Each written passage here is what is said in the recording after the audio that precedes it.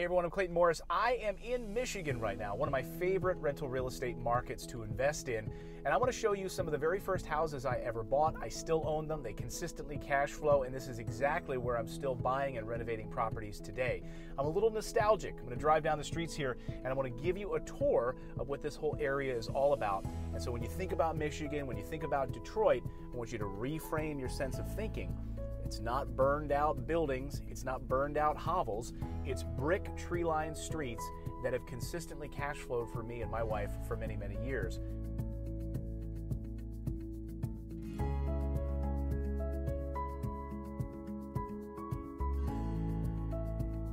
So let's do a little tour here of my very first neighborhood.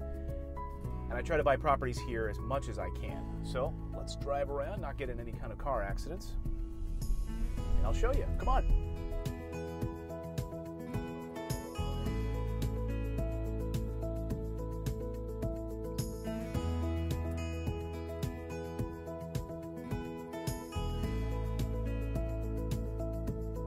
So let's pull up and show you one of my very first properties.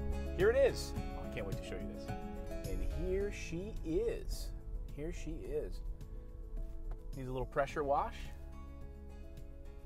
Pull up. I'm going to pull around the side here. Super exciting. These old garages. No one uses these garages in these rental properties in these neighborhoods like in Indiana or in Michigan. Not going to disturb this tenant in this property. Nobody needs a homeowner knocking on a door. Hey, you taking care of my kitchen? You taking care of my hardwood floors? They pay a good price to live in this house and rent from me, and a property management team that manages it and handles maintenance. I'm not going to disturb a tenant. Plus, that's a no-no according to the law. You do not want to disturb tenants. And I'm excited. I got to see my house. I haven't seen it in like 10 years. Kind of a funny story. So a woman across the street, she said, hey, can I ask what are you doing? Why are you shooting video? And I said, well, I'm a real estate investor. I don't want to say I was disturbing anybody, and I don't want to disturb anyone. She said, I'm just looking out for my neighbors. I keep an eye on things, just want to make sure everything's good. I'm like, okay, great. I'm like, actually, I own a few houses on this street. I'm just sending this video to my wife. So it's good to know, people looking out for their neighbors and keeping an eye on the neighborhood. So just want to give you a sense of what these neighborhoods are like. This same kind of house that I would invest in here or buy right here in Michigan, one of these 900 square foot homes, 1,000 square foot homes, right over here. These same properties in New Jersey could cost $300,000, $400,000. So my price on these would be in the $50,000, $60,000, $70,000 range. Cash flow in between $700,000, $800,000, $900,000, $1,000 a month. These are the types of neighborhoods where, listen how quiet it is. It's 2:30 in the afternoon right now. Most people are at school, at work. This is the very beginning of April, so still a little chilly here. Some people on spring break maybe. So some kids over here playing baseball in the backyard.